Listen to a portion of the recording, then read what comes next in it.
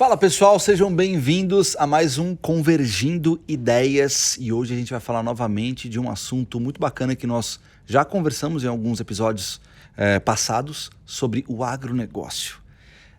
E eu trouxe aqui um convidado, um ilustre convidado para falar um pouco a respeito, ele está até rindo aqui do meu lado, mas eu trouxe um ilustre convidado para falar um pouco a respeito dos principais desafios do agronegócio no Brasil. A gente vai saber aqui, será que a tecnologia está ajudando a resolver esses desafios? Não sei, mas quem vai nos ajudar a responder esse e outros desafios vai ser o senhor Amarildo Moraes. Olá, Eric. Tudo bem? Boa tarde, tudo bem. Será muito bem-vindo. Então vamos lá, vamos ver se eu tenho propriedade para falar esse negócio, esse desafio do agro, na tecnologia. É difícil, mas vamos lá. Estamos à disposição aí. Como é que estão as coisas? Você é gerente de TI lá na Comigo, que é uma cooperativa, certo? Isso. E também é diretor de relacionamento no CIO Cerrado. Queria que você falasse um pouquinho dos dois. Então vamos lá, eu estou gestor de TI da Comigo, né? Cooperativa lá do Centro-Oeste, especificamente lá do Sudoeste Goiano, em Rio Verde. Comigo hoje mais no ramo de grãos, né? Soja, milho e sorgo. Sim. E temos as nossas lojas agropecuárias, que hoje chega a 20 lojas agropecuárias, com as unidades de armazenamento, né, que recebe o produto. E as fábricas, né? Nós temos fábricas de esmagamento de soja, onde tem um subproduto de farelo, o óleo bruto, e do óleo a gente tem uma fábrica de refino que sai o óleo próprio para a cozinha, né? Vamos falar assim, para o nosso dia a dia, que é o óleo brasileiro e o óleo Comigo. E aí tem fábricas de ração, todos os tipos de rações, fertilizante, uma das maiores fábricas de fertilizante, a gente fala misturador de fertilizantes, né, aqui da América Latina. E parte de sementes, nós temos uma unidade de beneficiamento de semente, que a gente prepara essa semente e coloca para o produtor plantar. Fábrica de sal, a gente fala misturador de sal para o gado.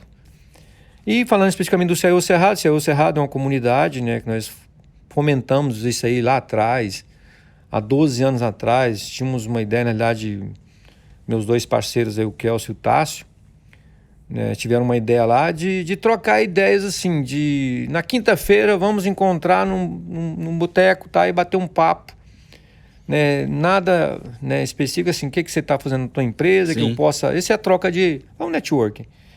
E aí surgiu essa questão, por que não, de repente, trazer alguns fornecedores para nos apresentar um produto para mais comunidade.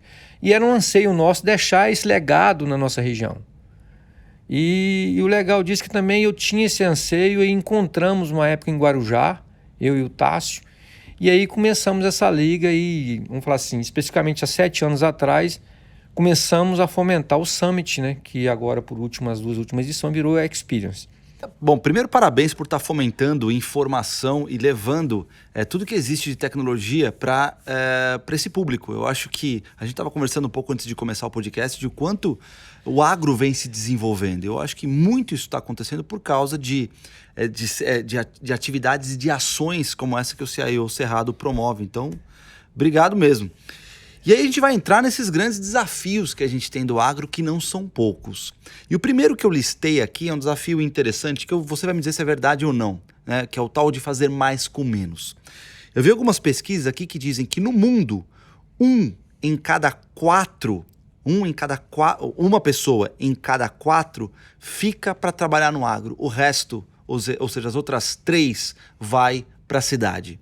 E esse número no Brasil ele ainda é pior, é de 1 em cada 8. Isso ainda é realidade, isso acontece no agro, realmente ainda existe esse êxodo de pessoas da região, seja lá da região de agricultura, estão saindo para ir para a cidade, né? Isso acontece ainda, ou isso diminuiu, ou de alguma forma também a tecnologia está ajudando a fazer mais com menos. Então, Eric, essa tua colocação e esse estudo de dados que você trouxe, realmente ela tem razão. Por quê? Porque você volta um tempo atrás, você tinha um produtor que ele era sacrificado na propriedade dele, né? Então ele tinha todo um processo de preparo daquela terra. E isso era um produto, era assim, um processo árduo. Então, muitas vezes, o proprietário ele não queria ver, de repente, o filho dele passar aquilo que ele está passando. Eu mesmo fui um exemplo disso. Eu, com praticamente 8 anos, eu fui para a cidade estudar. Fui até morar em casa de pessoas desconhecidas, pessoas amigas dos meus pais, porque meus pais não queriam que eu seguisse aquela lida no dia a dia. Mas eu vejo assim, isso por último agora, eu vejo que ao longo dessa minha vida, né, principalmente lá na cooperativa, eu vejo que isso um pouco tem mudado. Logicamente, né, a tecnologia vem, isso vem um pouco ajudar e também um pouco a de repente, esses dados que você colocou, de sair a família, né, lá da zona rural para a zona urbana, porque existe essa necessidade de buscar conhecimento, buscar estudo, enfim. O estudo hoje ninguém te toma. Exato. E aí vem naquele negócio, né? Eu não quero que meu filho passe, mas ao mesmo tempo agora a gente percebe que aquilo que eu desejava para o meu filho, de repente, se tornar um médico, se tornar um advogado, isso mudou um pouco agora, porque você vê o agro hoje está em evidência, o que sustenta, né, o mundo, chega aí não sei quantos bilhões de pessoas no ano, né, com sustentação.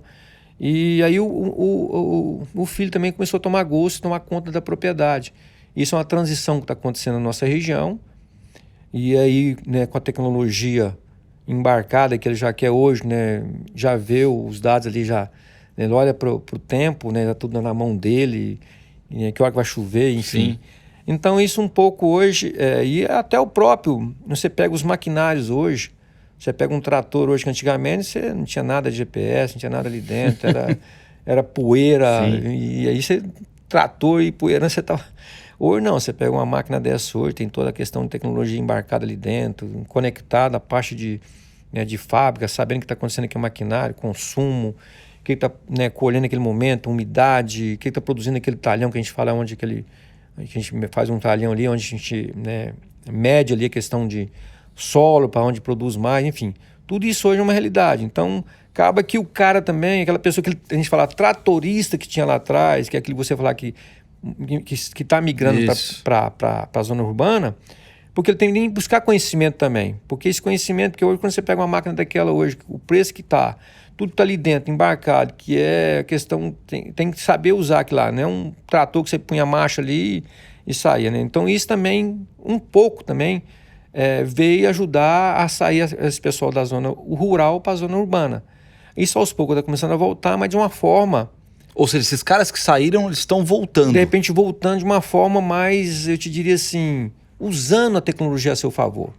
Então quando você fala mais hoje... capacitados. Mais capacidade. Quando você fala hoje, nós estamos produzindo com mais com menos, com certeza isso é uma realidade nossa hoje.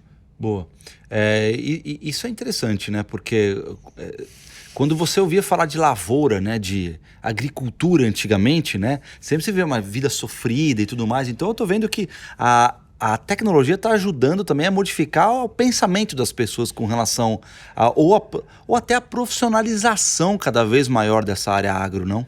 Então, Érico, assim, você vê assim, vamos pegar recente agora, depois pós-pandemia. A pandemia, ela assim...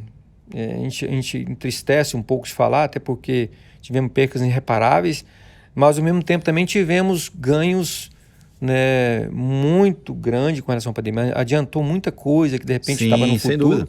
Ela trouxe muita coisa agora recente. E na agricultura ela não é diferente. Porque você vê hoje os maquinários que tem. A gente olha assim, em áreas que antigamente não entrava uma plantadeira, que não entrava uma colhedeira. Você olha hoje, você põe no GPS ali agora, o jeitinho que entra no maquinário, numa subida, numa descida, e o produto corre do mesmo jeito, e assim, coisa impressionante. E isso é a tecnologia. Sim, sem dúvida. Infelizmente, eu falo isso porque é um problema que há 30 anos atrás eu estudei, que hoje uma desvantagem que a gente tem muito grande nessa região, é a questão da comunicação. Comunicação hoje, eu não sei se é só na minha região, mas acho que no Brasil como um todo, né, a gente sofre um pouco com isso e mais... Comunicação em termos de conectividade? De conectividade. Os tratores são todos conectados? Né? De tudo. Você pega uma maquinária hoje, qualquer maquinário que você pega hoje, ele é conectado. Ele é IoT, né? Sim. Ligado e sabendo que tá naquele trator que está acontecendo, a própria fábrica está sabendo, né, o produtor está sabendo, já tem começando até agora os autônomos. Eu vou falar um pouco lá da Tecnoshow também, que é uma feira nossa, que quando você pega lá um produto que chega lá agora, que já é uma realidade nossa, que é o drone, você fazer uma pulverização numa propriedade hoje, com tudo com drone, você vê o ganho que tem isso em termos de prazo, de agilidade, onde você vai jogar produto mais, Sim. onde você joga produto menos. Isso hoje é uma realidade nossa já dentro do agro. Então é assim, é aquilo que você colocou no início aí, produzir mais com menos. E aí vem em conta tudo isso aí. Tem outro ponto interessante que acho que todos, principalmente, citam esse como um ponto importante quando a gente fala de agronegócio, né? Que é a economia de água, ou enfim, porque a irrigação é um dos que provavelmente é uma das situações que mais se gasta água no Brasil, um dos mais importantes, não desperdício, mas o gasto de água é bastante grande. Eu trouxe até aqui uma citação de um professor da USP, chamado Jarbas Honório de Miranda. Ele falou o seguinte: o volume disponível de água para a agricultura terá que competir com as necessidades de abastecimento humano e industrial em decorrência do aumento da população. Quer dizer, o problema de água ele vai aumentar, né? E se a gente continuar gastando água de todos os lados, seja por parte do agronegócio, por parte do consumo humano e por parte da indústria, seja em algum momento já se começa a pensar, falar como é que vai ser isso no futuro. Então eu queria entender de que forma que isso está sendo melhorado, né? Ou de repente a performance disso, quer dizer, o gasto tem sido mais bem pensado, digamos assim, a tecnologia vem ajudando nisso. Como é que isso está acontecendo? Então, talvez assim, eu não tenho, de repente, uma propriedade de falar, talvez como o professor falou aí, nesses dados que você trouxe, mas assim, eu vejo, vamos pegar por base a nossa região ali. Nossa região, eu até comentei numa conversa nossa ali fora, com relação ao plantio, né, de precisão, que a gente fala hoje que é um plantio direto. Porque antigamente você tinha todo um preparo da propriedade ali, de arar, enfim, gradear, e tinha assim, acho que passava o ano todo praticamente preparar a terra para plantar uma safra. Hoje não, a gente fala plantio direto. Se olhou na tecnologia, vai chover hoje, amanhã, já tem todo 15, 20 dias para frente aí, o produtor é um risco totalmente do produtor. Quem assume todo o risco hoje é o produtor. Então, assim, com relação à sua pergunta em relação à água, assim, eu vou dizer muito assim, da minha região e um pouco do conhecimento que eu tenho, né, claro, nesse período que eu estou aí. É assim, na nossa região ele é muito assim, mas no tempo. Né? Não temos assim grandes propriedades que tenham irrigação. Logicamente, algumas regiões têm irrigação, mas não é tanto assim que usa lago, mas na região lá é mais na chuva. Então tem um período que começa, nós temos um vazio sanitário, né, que ele começa na última semana que ele fica um período de agosto, setembro sem plantar. E aí na última semana de setembro existe já a última semana já começar a plantar. Por que isso? Porque é um período que durante todo esse tempo, historicamente, chove, né? Nesse período de setembro, outubro, novembro, e aí cada ano é típico, mas historicamente todos os anos, esse período de setembro até meado de fevereiro, acontece a chuva. Então, aí também vem toda a tecnologia também, estudos e, enfim, da semente que a gente fala de... cada ano que passa, você vai encurtando isso, né? Ele vai encurtando esse ciclo da colheita. Então, normalmente você planta setembro, outubro para colher início de janeiro. E aí, logo atrás, você está colhendo e já vem o trator ali atrás, o maquinário plantando. Então, a cooperativa hoje ela se prepara juntamente com o produtor e olhando para o produtor para ter essa engrenagem. Então, comigo hoje ela investe mais ou menos aí 400, 500, vem investindo nos últimos anos, estou na média de 400, 500 milhões ano, de preparo para poder atender o produtor. Por que isso? Tombadores de caminhão, porque o caminhão hoje, cada dia que passa, é um caminhão maior para carregar mais coisas, mais produto, né? Então você tem que também preparar isso. Antigamente não, você pega um caminhão, chegava lá comigo, você tinha que pegar um cara e ficar descarregando o caminhão. Hoje o caminhão chegou lá, em 4 minutos, 3 minutos, o caminhão já descarregou. E aí ele volta na propriedade fazendo esse ciclo, e o cara plantando atrás. Então, janeiro colhe-se a primeira safra, e aí entra a segunda safra, que normalmente é milho ou sorgo. Historicamente, até dia 20 de fevereiro, você planta o cultivo milho. Depois disso aí, você pode correr um risco aí de plantar o sorgo, que é um cultivo que você precisa menos água. É uma sequência? Como que funciona? É uma sequência. Vamos lá, primeiro você vai pro... é milho, depois vem sorgo e depois tem mais algum outro? Não. É assim, você vem primeiramente a soja. A soja, legal. A soja, depois o milho e o sorgo. O cultivo de milho e sorgo é meio paralelo, ou dá para plantar um milho e logo em seguida, se não plantar um milho, você planta o sorgo. Então, essas três aí. E aí, onde você faz a pergunta com relação à água? Na nossa região, no caso, normalmente não acontece essa questão de ter essa questão, talvez um pouco aí fora disso, né? Sei lá, no Nordeste, não tem bem assim. Mas vocês se preparam muito mais com o tempo, quer dizer, com vocês tempo. sabem, vocês mapearam, obviamente, os períodos de chuva e se aproveitam desse momento para irrigação. Porque hoje, né, você tem as estações, né? Exato. Tem muitas assim das estações.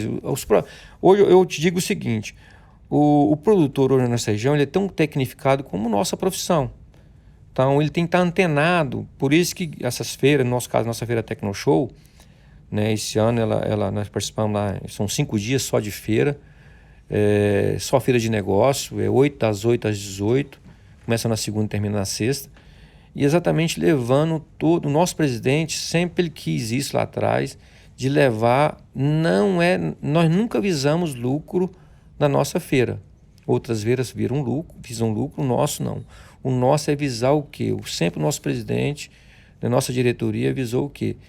Levar o que tem conhecimento, o que tem de mais moderno para o produtor na região e ali na região, hoje virou praticamente para o mundo, né? Sim. Mas vem visita de todos os lugares. Mas para levar esse conhecimento, o que tem de maquinário para o produtor na região que produz mais com menos. Então tudo isso vem de conta nessa feira nossa. Então, assim, é uma feira que o cara tem a oportunidade de estar lá desde um pequeno produtor, sim, de uma pequena propriedade até um grande produtor, que está tudo à disposição dele. Agora, uma coisa interessante que você está falando, a gente está falando sobre irrigação, né, da situação da água e tudo mais, e você falando que vocês se aproveitam muito mais do tempo do que qualquer outra coisa do que a irrigação artificial, digamos assim, que utiliza muita água. Mas também cada vez mais a gente percebe as sementes sendo geneticamente tratadas, né? Agora, essas sementes, elas, por exemplo, elas têm condição de segurar um pouco mais de tempo sem irrigação, por exemplo? Não, é que assim, normalmente esses estudos, hoje tá na mão de grandes empresas, e infelizmente que eu falo fora do Brasil. Sim. Né? Hoje nós temos Embrapa, que ainda é uma realidade nossa, de estudos, mas acabou que isso foi para grandes empresas aí fora. É assim, existe os estudos, né, a gente fala de royalties que a gente paga hoje, o produtor paga por isso, que é todos esses estudos, né, que você, vou plantar uma semente hoje que ela é resistente a tal praga. Então, tudo isso hoje é uma realidade nossa. A questão tal cultura, né, vou diminuir o ciclo de 100 dias para 90 dias. Então, isso já é uma realidade nossa. Com relação à umidade, a umidade hoje, quando a gente fala de plantio direto, é que antigamente você pegava toda essa matéria-prima ou misturava na terra e não tinha aquela questão da forrageira. Então hoje o produtor já colhe, né, a própria maquinária já tem todo um processo de esparramar aquilo aquele bagaço, aquela sobra ali, né, ou da cana do milho, ou do próprio, né, da soja, que ele fica no solo. Então ela faz uma cobertura. Muitas vezes quando não faz essa cobertura, tanto é que hoje o produtor ele tem ele fica olhando e na redor da propriedade dele é questão para não pegar fogo. Porque à medida que você pegou fogo numa propriedade e queimou a palhada, ali é um dano, né, astronômico, porque queima um punhado de coisa ali junto. Sim. Não é só aquela palhada ali. Então quando o cara deixa aquela palhada ali, por quê? Para segurar toda a umidade. Então quando você fala de plantar e segurar a umidade, quando a gente fala que... Quer dizer, ele perdeu inclusive para próximo plantio, se por acaso acontecesse. Se for o caso. Aí no caso sim. ali, por exemplo, aquela palhada que fica, o que acontece? As primeiras chuvas que vêm, choveu, molhou o solo, aquela palhada por cima ali, ela segura a umidade. Vem um plantio direto que a gente fala, que não mexe naquela palhada, só passa ali, né, onde está plantando o cultivo, e aí aquele ali mantém. Choveu, ela mantém a umidade ali por um período. Tá. Algumas áreas, algumas regiões mais, outras menos, a gente fala de arenosa, né, que é onde a terra é muita areia, aí realmente a areia ela realmente seca mais rápido. Então, mesmo assim, o produtor hoje tem algumas leguminosas que ele planta e aí ele segura, né, toda aquela palhada. Ele vem, vai plantar o plantio direto, que a gente fala. Joga um dessecante ali agora, dessecou com a palhada, já vem plantando o trator atrás e aquilo tudo para segurar a umidade com mais tempo ali, para poder Que bom. Produzir mais. É bom saber que não estamos gastando tanta água. Então, e aí você entra assim, você vai produzir mais com menos. Aí você olha assim, antigamente, né, você tinha aquela questão desnecessária de jogar um determinado produto em uma área que de repente não era necessário. O pesticida, talvez? Então fala assim, adubo, por exemplo. Vou te dar um exemplo. Quando eu te falei ali fora com relação a talhões, então, normalmente o cara é uma propriedade, ele pega e faz talhões. Por que talhões? Para ele poder até fazer um estudo. O que são os talhões? Talhões são áreas que ele delimita, que ele fala de talhões. Talhão 1, 2, 3, assim, vai delimitando a propriedade dele. Porque ele pega e faz uma questão de análise de solo, e ali ele mapeia aquele talhão. Então ele sabe naquele talhão ali que ele pode jogar mais determinado produto naquele lugar, ou joga menos ali. E pode ser totalmente diferente do talhão do lado. Do lado. Você vê uma área que ele faz uma análise de solo ali, o solo pode ser diferente do que está do lado, porque o solo é diferente. Ele não é constante daqui Sim. até, né? São áreas diferentes, a terra é diferente. Então, por isso que aí entra essa questão de toda a tecnologia para ajudar ele a produzir. Então, você colhia lá, um tempo atrás, você colhia 50 sacos, 40 sacos por hectare. Hoje chega a colher 70, 72 sacos por hectare. E a mesma área. Então, todo esse preparo de jogar produtos, enfim, houve um ganho astronômico. E acho que cada dia que passa, esse ganho vai ser maior. E eu queria, acho que o que você falou até, ele já abre para a próxima pergunta. Você já levantou a bola para mim sobre vocês plantarem na mesma área. Por muito tempo, a agricultura ainda foi considerada um dos grandes desmatadores, digamos assim. Né? Como é que isso está hoje? Ainda se desmata muito ou se produz mais, se produz melhor utilizando a atual área de plantio, né? Porque existem alguns estudos que dizem que a gente está cada vez, obviamente, né, diminuindo a área de vegetação natural, né, de alguns locais para trocarmos por agricultura. Isso acontece? Como é que está lá a região? Então, assim, quando fala isso, a gente fica no agro, a gente fica um pouco entristece com relação a esses números. Desmatando, e aí, enfim... mídias vêm com sensacionalismo aí e tal. Isso. Mas a nossa região, por exemplo, a gente percebe que o Brasil ainda tem muito, a gente olha para dentro do agro, tem muito ainda a produzir, praticamente sem desmatar. Que muitas vezes, hoje eu comentei com você ali fora um pouco, com relação ao produtor antigamente, ele tinha, ou o produtor seguia um ramo de atividade, tipo, eu vou ser pecuarista, então eu vou mexer só com gado, eu vou mexer com plantação de roça. Isso hoje não. E aí existe hoje incentivos, a questão da sustentabilidade, do meio ambiente, acabou sobrando para o produtor, o produtor que está pagando o pato de tudo isso, né? Enfim. E aí acabou aquele desmatamento que tinha, matas ciliares na beira de um rio, nascentes, né? Que muitas vezes desmatava, até um pouco de desconhecimento. Sim. E hoje isso agora tinha incentivo, o cara, né, ter toda a consciência de deixar essas áreas, matas ciliares, nascentes, preservadas. E onde não tem preservação, estão recuperando isso. Comigo mesmo tem feito um trabalho muito árduo nesse sentido. E alguns incentivos, né, de recuperação. E o produtor hoje começou a diversificar. Então, ele como é um negócio dele, então hoje ele tem, na propriedade, de repente, ele tem uma granja, né, ele tem um espaço pequeno. Ele tem um confinamento. Ele está diversificando um pouco a produção exatamente, dele. Ele tem, né, o plantio da roça, do grão. E aí, assim, com relação ao desmatamento, na nossa região, por exemplo, a gente não tem isso mais. Não tem exatamente o que está acontecendo hoje com relação à tecnologia ajudando o produtor, né, e ele cada dia mais tecnificado, e produzir mais com menos. Não é antigamente, meu pai olhava e falava assim, 7 de setembro chove, chovia. 7 de setembro todo mundo vai para a roça e vamos plantar, porque não existia tecnologia na mão dele. Ele sabia que 7 de setembro chovia e que já podia plantar a roça. Hoje não, o produtor fica antenado. Ele é antenado porque ele está com a tecnologia na mão dele. Então ele olhou, confia e é confiável. Hoje tudo, cada dia que passa, né, você olha para, vai chover amanhã, chove amanhã. Então o cara fica antenado para aquilo. Então onde que a gente fala? Desmatamento, eu acho que é um pouco... meio assim, sensacionalismo falar que desmatar. E assim, com certeza o produtor, com a tecnologia, juntamente com ele, sabendo aproveitar disso, ele vai produzir mais com menos, É isso, com certeza. É isso. E eu acho que assim, a precisão tá tão incrível, não precisa ir muito longe. Esse tipo de tecnologia que está na Fórmula 1, por exemplo, está disponível para vocês, que eu tenho certeza. Hoje o cara é capaz de dizer exatamente onde a chuva vai chegar, em que curva, em que reta que vai chegar primeiro, para depois saber em que...